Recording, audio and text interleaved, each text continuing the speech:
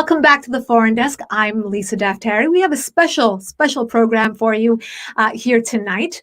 Battling the mob. We have social media super influencers who have used their platform, put their careers on the line, lost followers, all to defend Israel and to defend Jews. Who would have thought, right? To defend what they believe is right and to be punished for it on their social media platforms. I'd like to introduce our guests for tonight, Moti Ankari. He's been working in the fashion industry for nearly a decade. He studied advertising and marketing communication at FIT, garnered over 300,000 followers on his social media platforms as one of the original menswear fashion influencers. He launched his blog while he was in college and at the same time managed to land a dream role working for the director of GQ. He styled Rami Malek, Julian Edelman, Sophia Bush, Nick Jonas, and others. And at the same time, through his Instagram, he worked with brands like Dior, Armani, H&M, Paul Smith, Ferrari, Verizon, Ritz-Carlton, American Express, and I'm leaving out many others. Welcome to the show, Moti. Thank you. Thank you for having me. Next, I'd like to introduce my good friend, Dr. Sheila Nazarian. Doesn't really need an introduction, but she definitely deserves her wonderful, amazing bio to be read. Board certified plastic surgeon, of course, private practice in Beverly Hills. She also has a master's in medical management from USC Marshall School of Business. She's also an assistant professor of plastic surgery at USC, the founder of the Nazarian Plastic Surgery Center Spa 26. Skin Spot e-commerce site, the Nazarian Institute, where she brings thought leaders to teach business owners in the luxury space to think big, branding, innovation, and growth. Dr. Nazarian is also the star of a new Netflix original series, Skin Decision Before and After. Breaking news is that she's nominated for an Emmy Award through this show. Amazing. And you heard it here first. And she's married to another wonderful doctor, neurosurgeon, Dr. Faridad Mobin, and has 3 wonderful children. And last but certainly not least, Shiran of Styled by Shishi on Instagram. She is wife and mom of 3 amazing boys, fashion enthusiast turned full-time content creator with the most appropriate title shifting depending on the time of day. I loved how she said that, so I wanted to read it the way she wrote it. She enjoys sharing her daily motherhood chronicles infused with fashion and, of course, a much-needed dose of humor. Welcome to the show, Shiran, as well. Thank you. It's been a long time. I've wanted to have you all on here, and there's so many other people who are deserving to be here, but specifically individuals like yourselves that this is not your job to defend Israel on your social media platforms or to talk politics or religion or to incorporate it. Of course, we're living at a time where anything goes, meaning people should feel comfortable to use their platform and actually, are encouraged and actually sometimes even pressured to use their platforms to fight social justice causes, to post about things that they're passionate about, whether it's Asian hate or BLM. But when it comes to Israel, things are different, unfortunately, right? Shiran, I loved how you said that you found yourself to be an accidental activist during the recent Israeli-Palestinian conflict. And you said, quote, "I felt a responsibility to join in on the effort to defend Israel's actions and combat all the false information dangerously spreading through social media."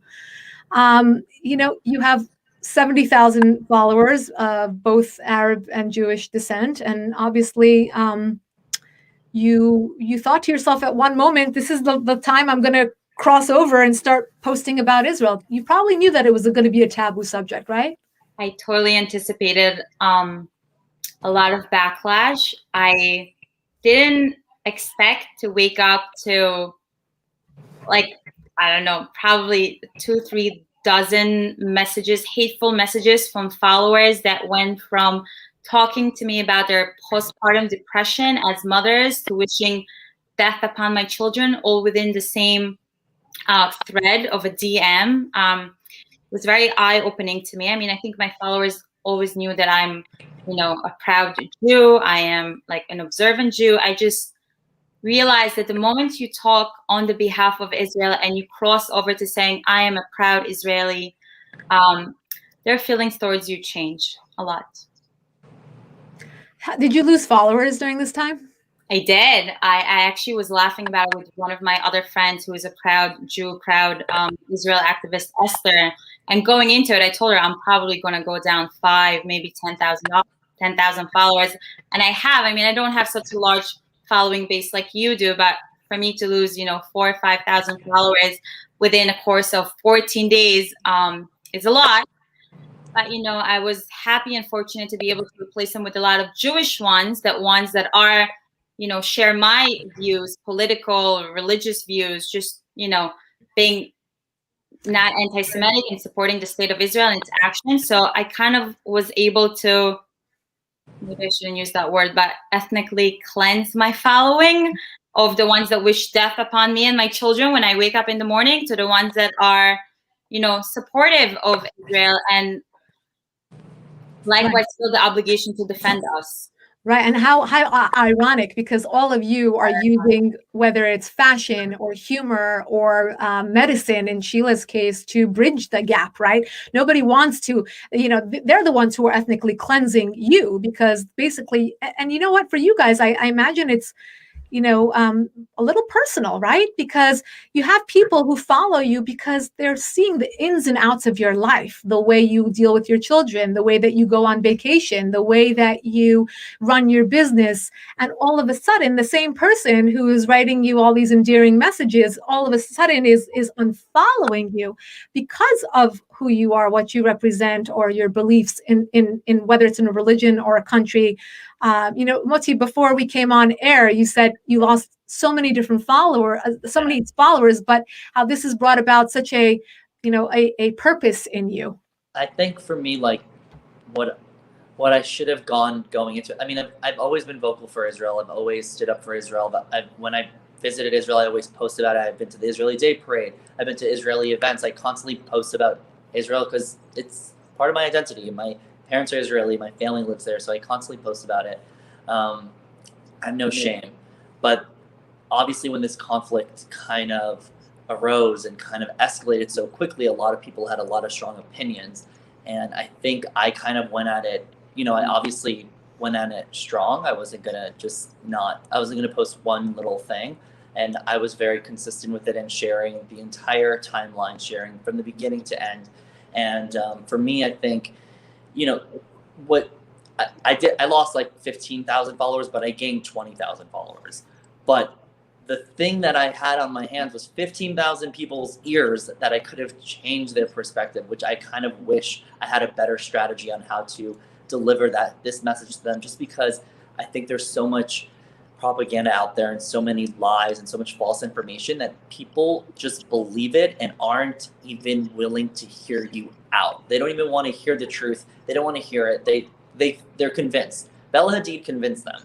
And that's what's scary. And a lot of them, I'll go through if I'm following a friend, and like I'll just see if they're following me back, and some of them unfollow me. Like, these are people that I know from the industry, and it's hurtful because it almost feels like they're picking a side, like there's a right side and a wrong side. There is no right side, there is no wrong side.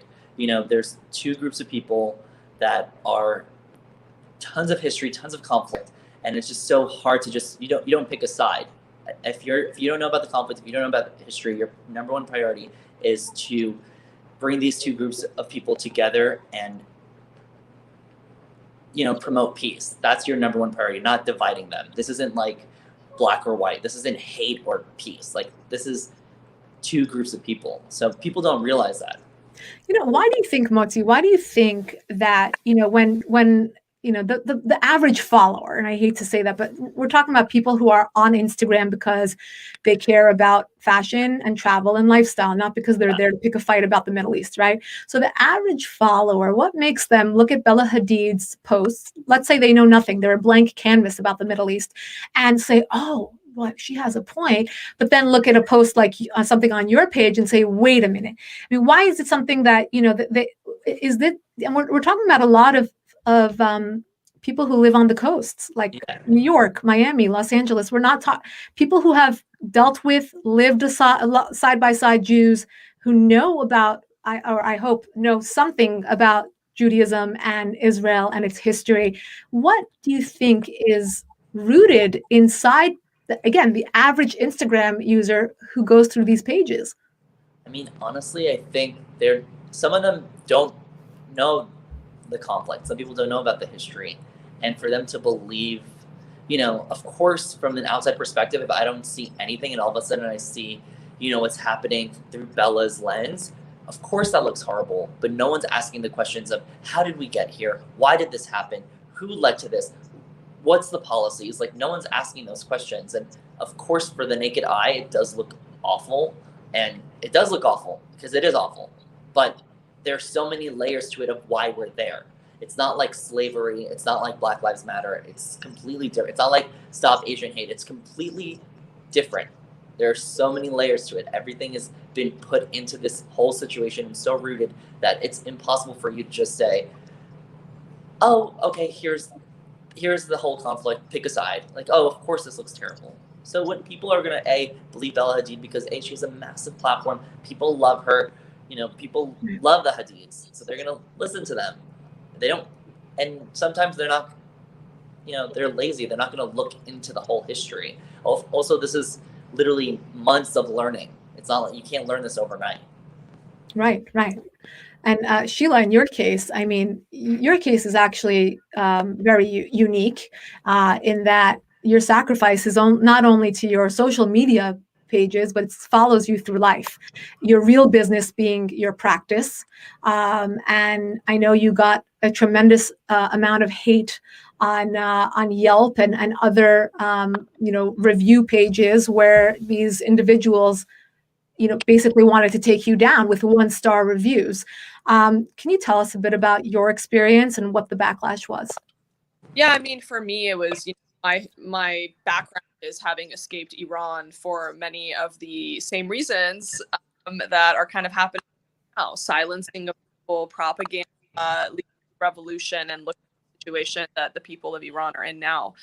So when I started, hearing these little noises happening, it gave me it kind of back, I just remembered that trauma and kind of the history that my family, which led my leave everything behind and come to the United States. So I immediately from started posting, and I saw a lot of my colleagues posting the propaganda and lies, and I was like, okay, well, they have 120,000 followers. With my 500,000, I'm gonna fight back. And there definitely is a piece for, as you all know, in addition to an actual conflict and war. So I just knew I couldn't sleep at night if I didn't speak the truth. And for me, it was I was spending 8.5, how your phone gives you little notifications. I was spending 8.5 hours a day in addition to being a mom of 3 and a full-time plastic just posting. And I got some amazing messages from Israelis, in their bomb shelters saying, "You're the only light I see now." I've got messages from Palestinians saying, "Thank you for speaking. If we speak up, we will be brutalized and killed." I've gotten messages from other Jews and non-Jewish allies that were like, "You know what? I was so afraid to speak up, but because you spoke up, now I have the courage to speak up." So and Lisa, both of you and I have similar, we're both Persian Jews. We have a very similar Shushi.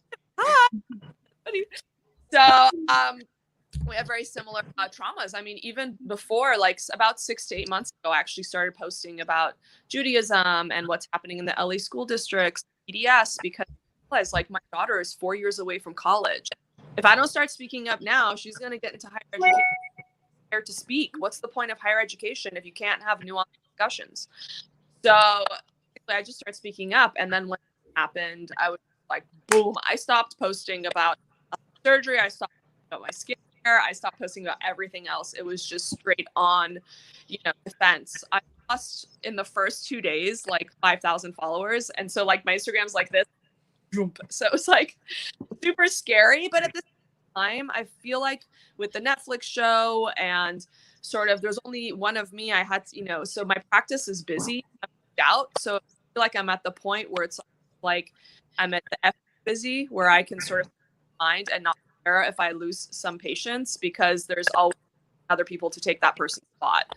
And I will tell you, we actually I've been hugged, I've been kissed, I've been like, people are crying in my office thanking me for my voice. So it's kind of, I was afraid, but when I, really went through the experience over the last 6 weeks, I actually it was actually the opposite of what I thought. And people were so grateful, so thankful for my, like, I loved you before, I'm obsessed with you now.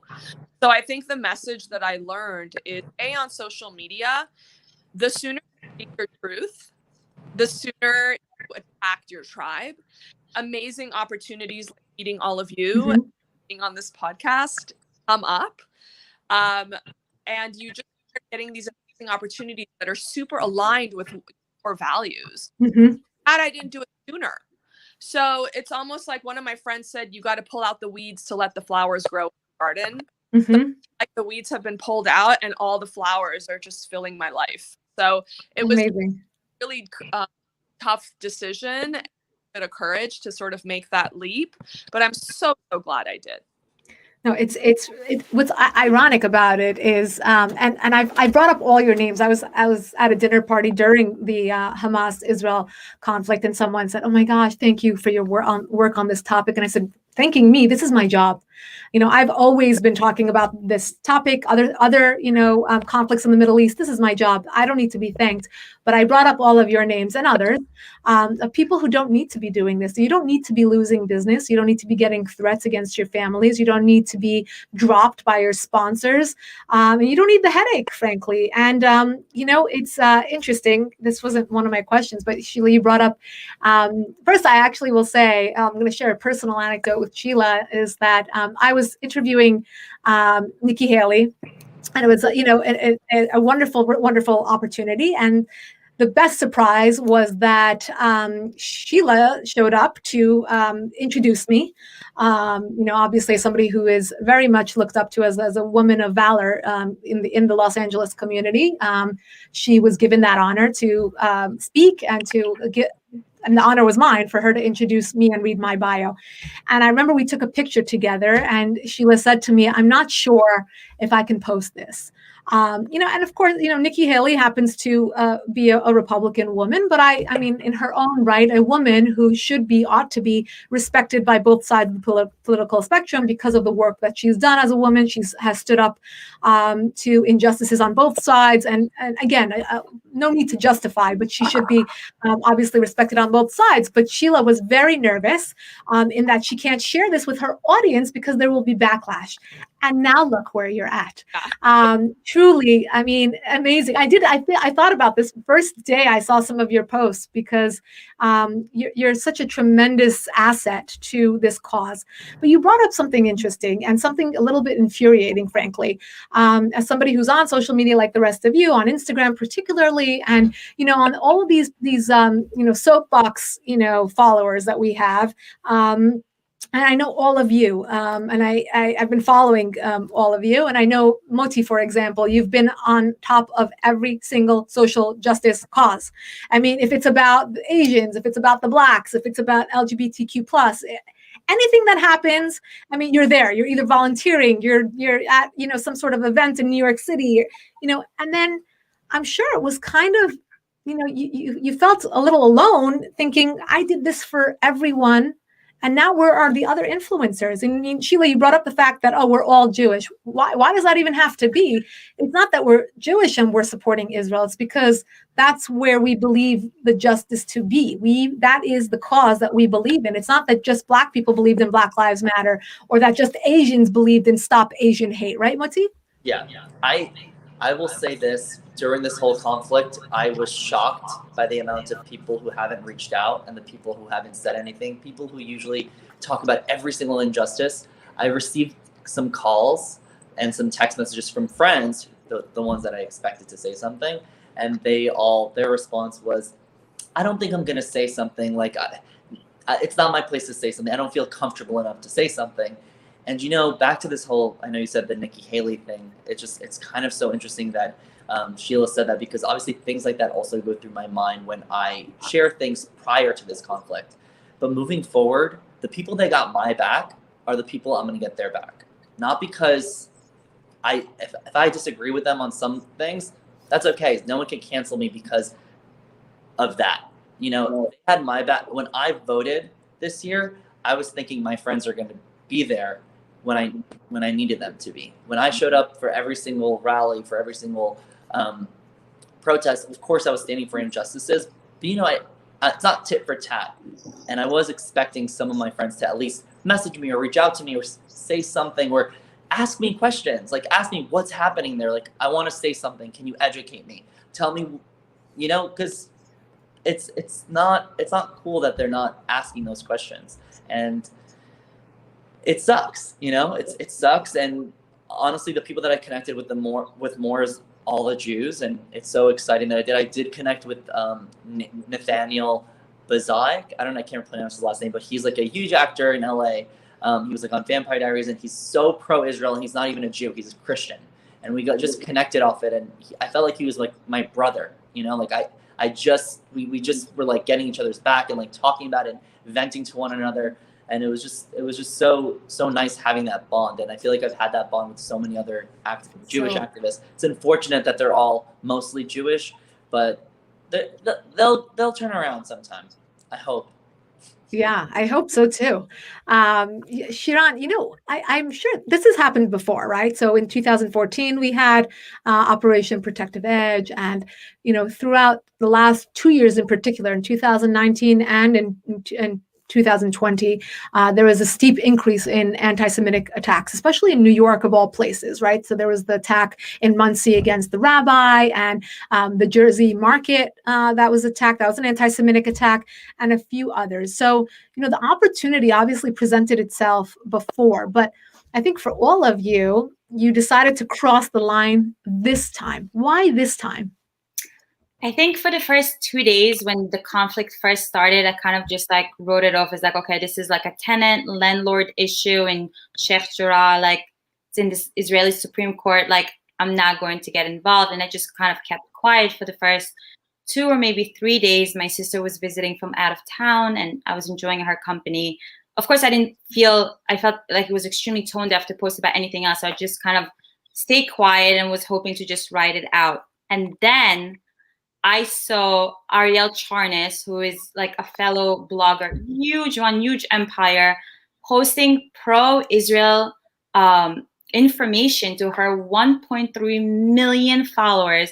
And I thought to myself, who am I, little me, to be scared of losing the followers? I mean, Instagram doesn't put food on my table. And if maybe it does for her, I think it does. She runs very successful companies.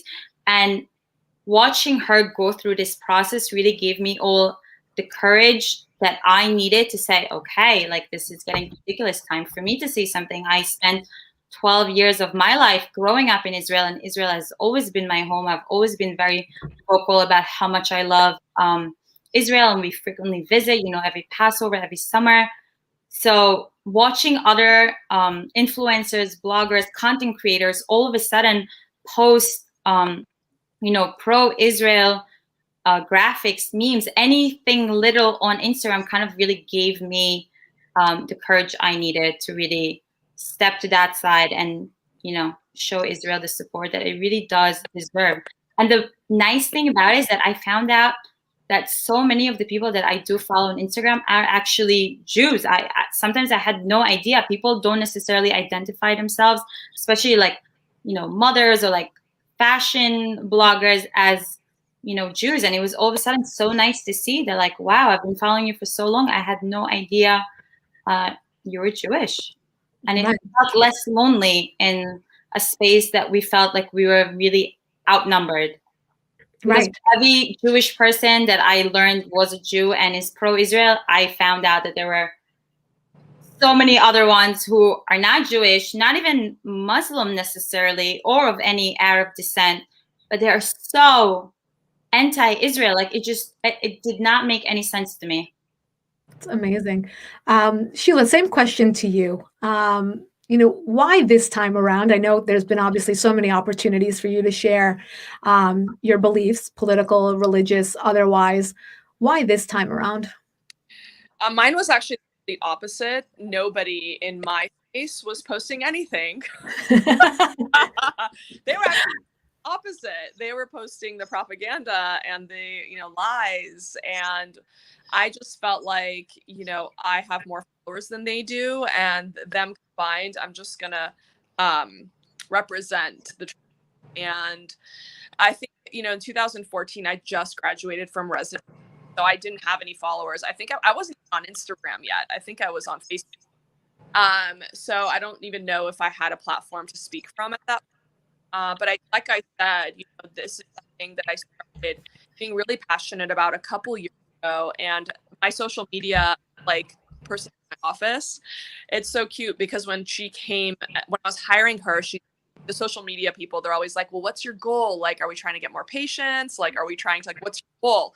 And I said, my goal is to become as famous as possible to fight anti-Semitism. And this was wow.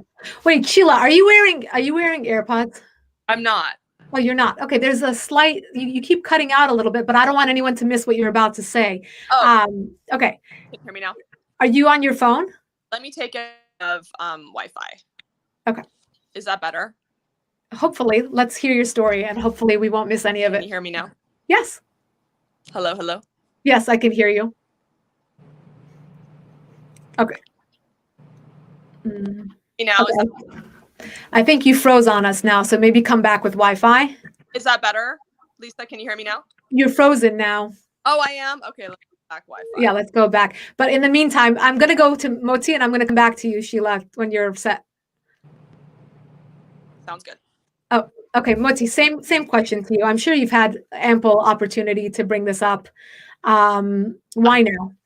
I think, in the past, I feel like it's never escalated to what it was. I in 2014, I experienced it.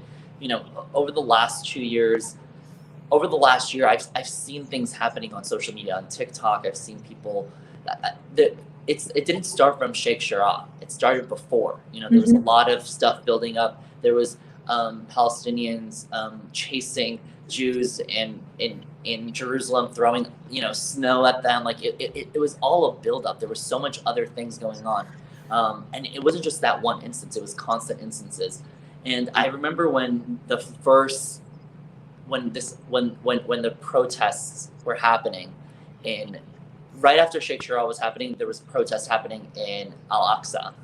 And that's where I started posting about it, because I wanted people to see what's happening before people make assumptions of what's going to happen. I've already said, I'm like, this is what's going to happen. People are protesting. I'm like, Hamas just announced that they're going to throw rockets if Israel doesn't leave. And it was literally in 5 minutes. So, obviously they didn't give anyone time. But I was just sharing everything live because I wanted people to see it before all the timeline. As you guys seen it, the timeline switched 100 times like this. And if people aren't following along, they're gonna pick up a part of the story where they're gonna forget what led to that part.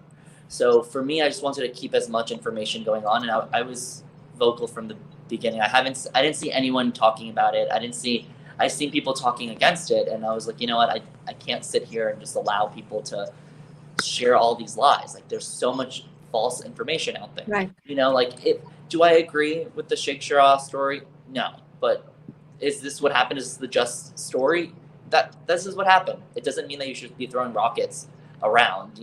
There's literally, it's going to escalate and it's going to lead to deaths. And I remember saying this ahead of time, people are going to die, people are going to get hurt. And if you're escalating and posting about it without and inciting these violences and agreeing with it, then you're okay with the product of war. Then you're okay with all of it, and that was, for me, that was important. Just communicating the message of this whole conflict and just sharing the timeline as it went. I just remember, I had sponsored content that had to go during those days. I just emailed everyone saying, hey, I have to push this. This. I'm not posting about this. I'm not and people understood and they were nice about it. For 4 weeks, maybe I pushed out all my sponsored content, weeks after. Right. And it was nice that they were okay with it. And there's people that everyone's been okay with it. Nicer of you. Yeah, nicer of you to prioritize, this over. And the Sheikh Jarrah thing, I just want to opine just for a second here that there's so many, falsified, details that came out about that. That's a case that went to court many times. yeah, There are Arab justices on the Supreme Court in Israel, first of all. Second of all, where can you live rent-free for so many years and not get evicted? yeah. You're 100% right. And it's if this happened anywhere else in the world, you're right. You evict them. But in order to keep calm and restore peace in that area, as if I was on the jury, I would be like, you know what, leave them there. But isn't that's a bully culture? That's like squatting, right? I know. Let them live there, because if not, they're going to start a war. But but that's what they're doing anyway. And I get what you're saying, but I just feel like the appeasement approach hasn't worked for any culture, any group. I mean, look at us in the Iran deal, but that's a different episode. And I totally appreciate everything that you've done in order to again, this is your livelihood. So to take the risk of calling those sponsors and to say, I'm gonna hold off on posting your stuff because I have stuff to say. But Sheila, back to you, and you said I want to be as famous as possible to fight anti-Semitism. If you could pick up from there. Yeah, so I mean that was a couple years ago, because once we got the show, that was kind of like my whole goal was to get the show.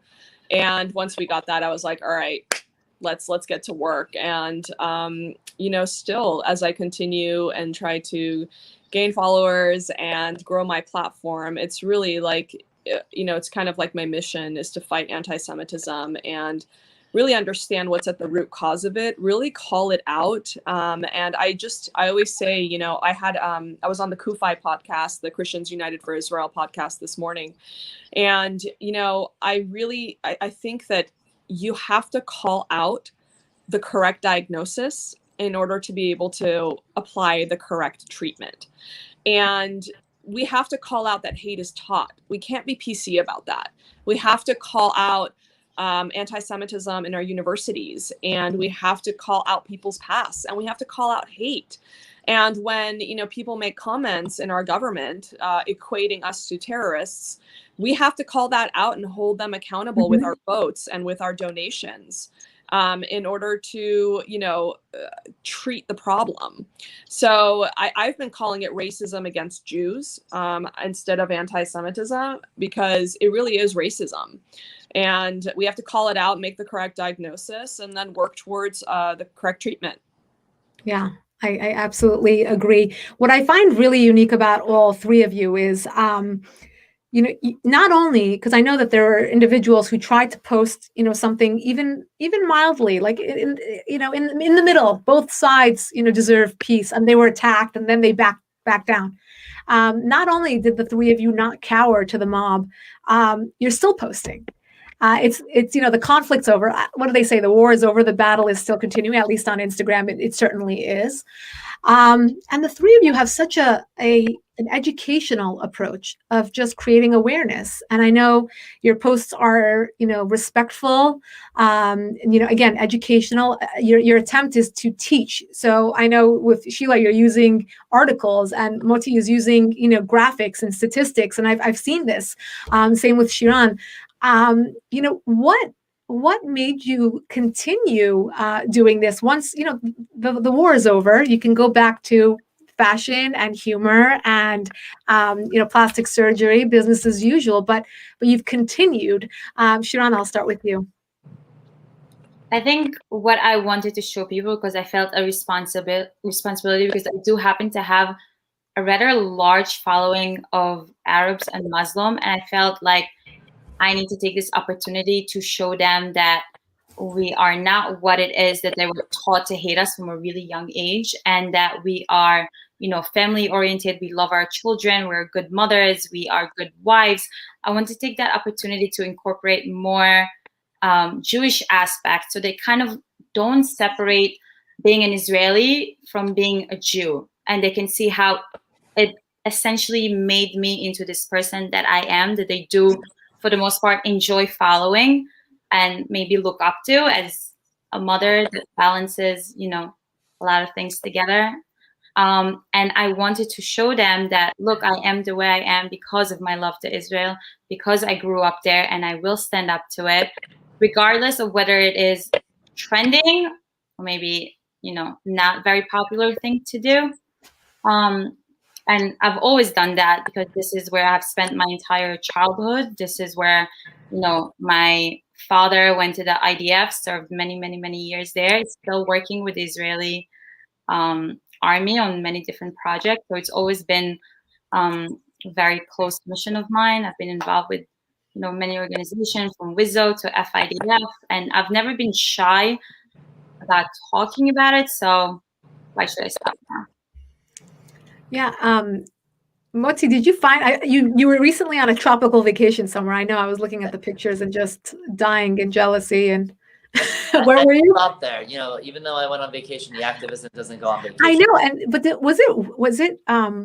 was it somehow kind of a challenge to kind of juxtapose? Here I am at the beach, but wait a minute, this is what's going on in the Middle East. Don't forget about them. But here I am again at a nice restaurant in where were you? Sorry, in Bermuda. Bermuda, right? Beautiful, beautiful photos.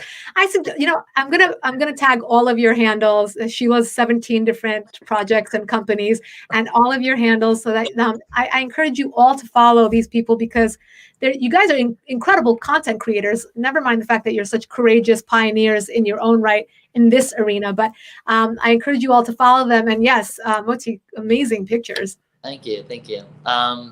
Yeah. So, like echoing what you guys said, I just feel there's two kind of situations here. A lot of people that follow me don't only hear about what's going on in Israel when it's escalated, and I want to start sharing the information.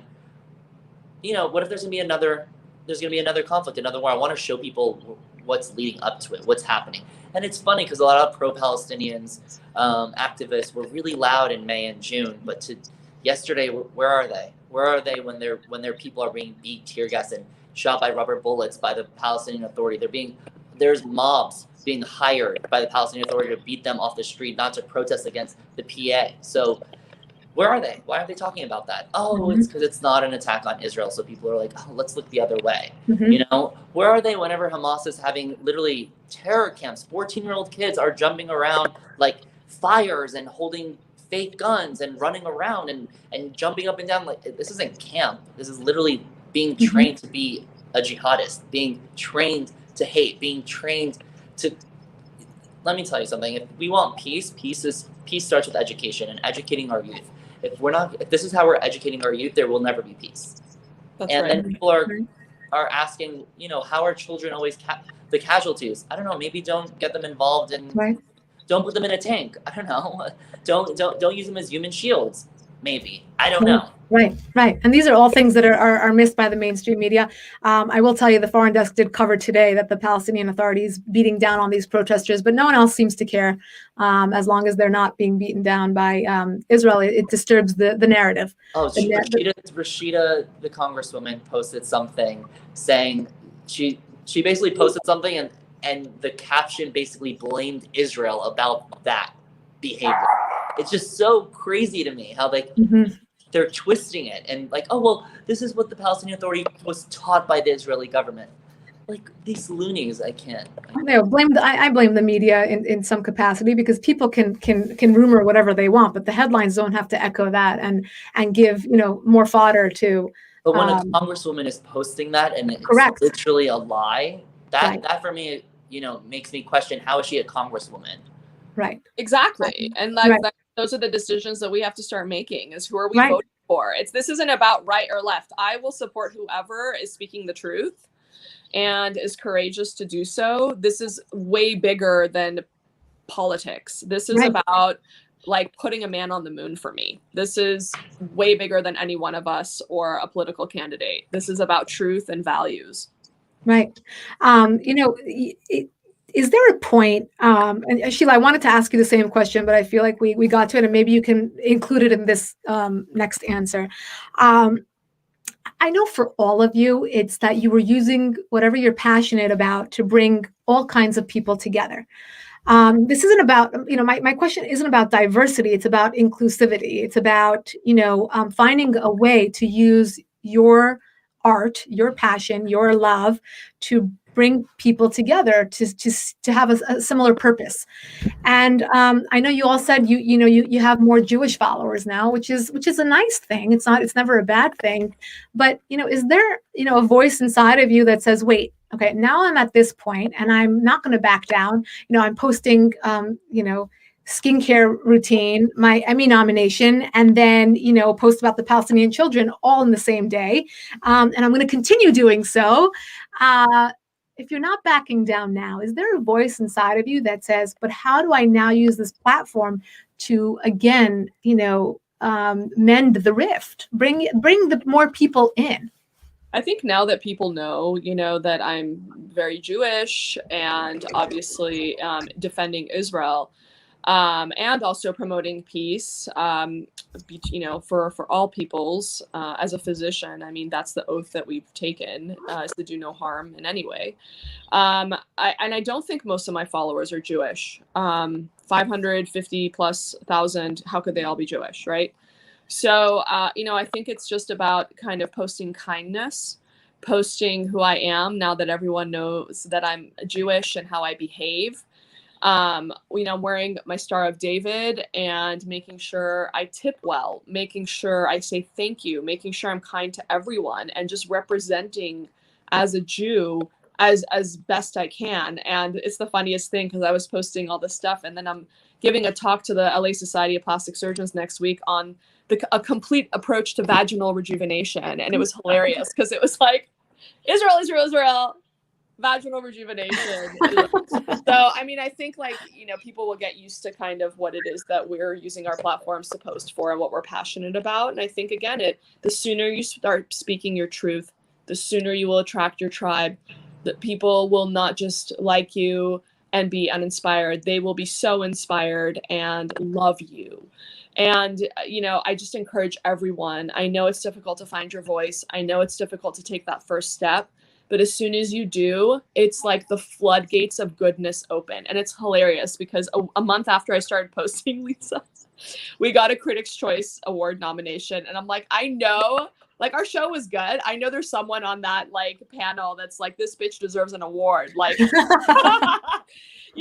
like God takes note, I think God says, and all the haters are like, God just rewards you for, just being true to your core values. And I just encourage everyone to do so.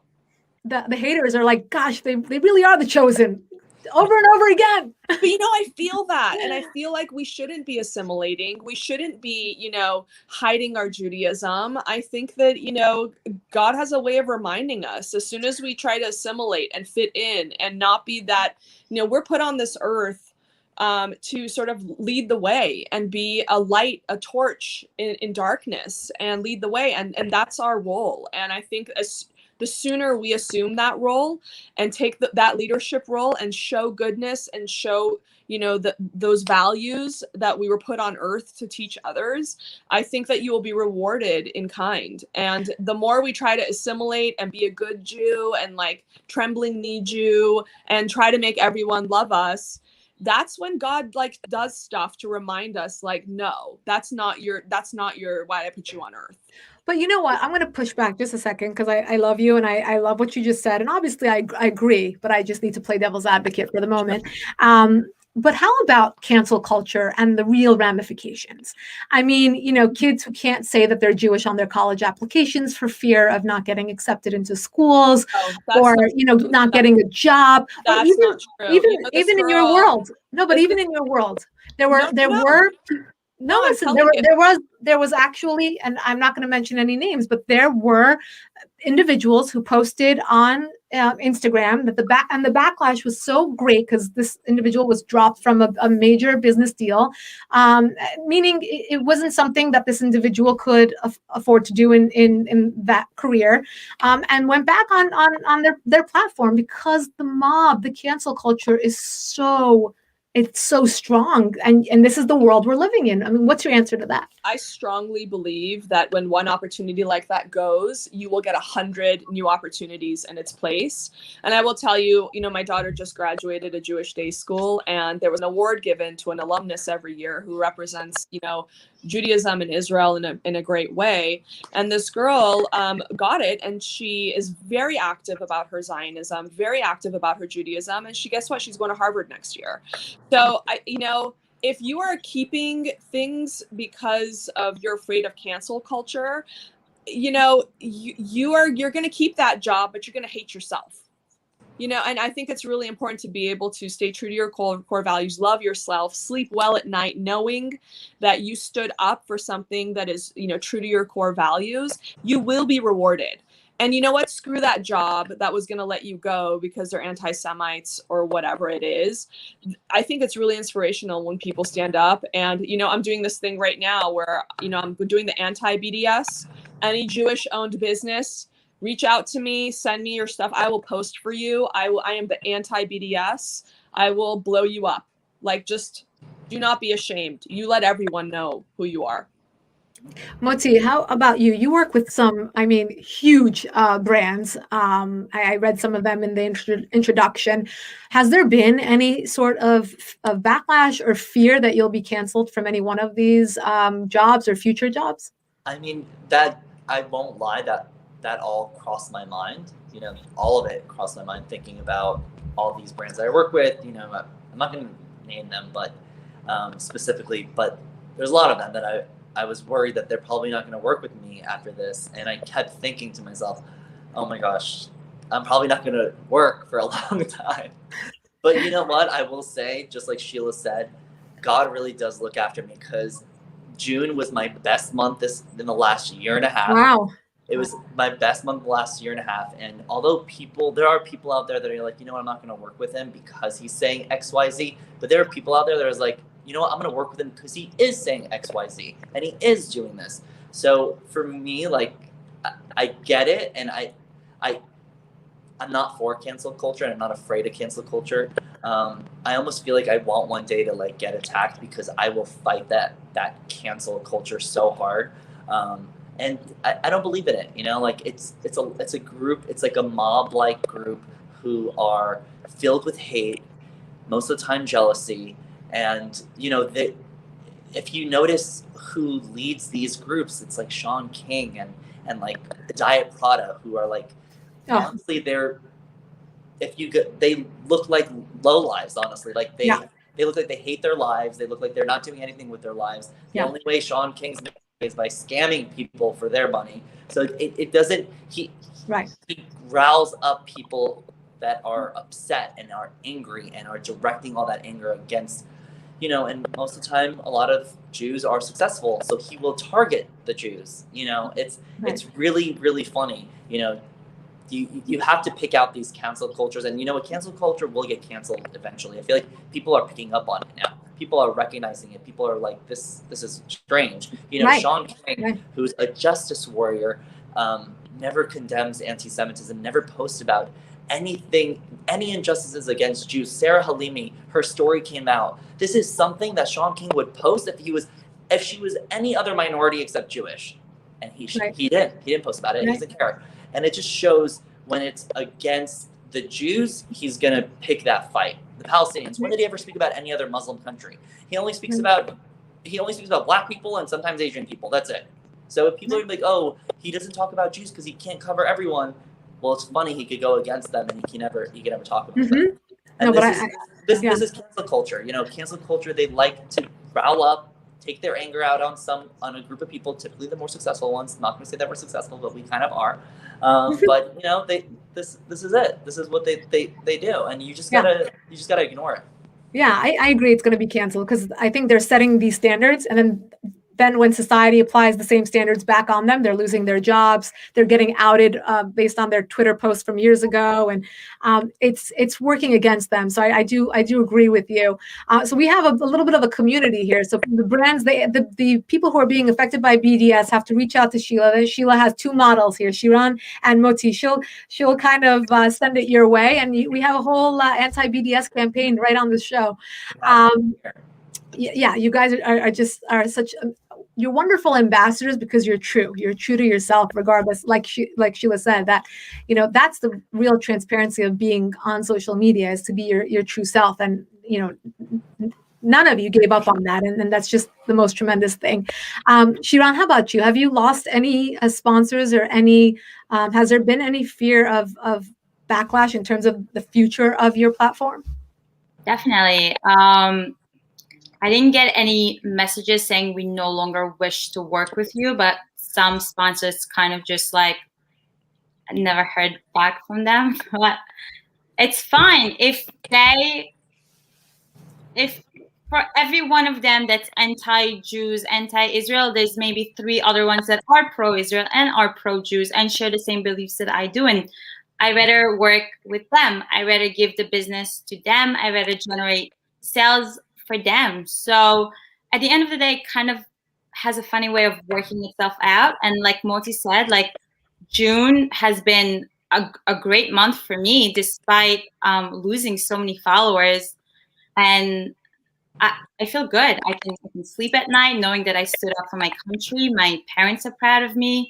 I feel a sense of relief, with my children. I can be my authentic self. I can show the world how my boys and I, stand together every Friday, and we bake challah together, and we get excited about Shabbat and all these Jewish values that I was raised with and was always proud of. And I like to tie it to being a proud Israeli and someone who spent her entire childhood there, and kind of showcase it to my followers that I do kind of look up to me as a young mom to all boys.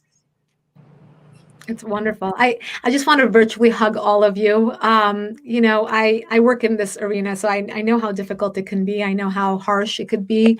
I know how the mafia mob comes after you. So I credit all of you with your courage and your virtue and your ability to, day after day, incorporate your personal beliefs and your desire to defend Israel and the Jewish people with your own platforms. And I wish you all more and more success and fame, because wherever you go, justice goes, and Israel goes, and the Jewish people go. So thank you all for being here. I encourage everyone to follow these wonderful, wonderful influencers. I will tag all of their handles.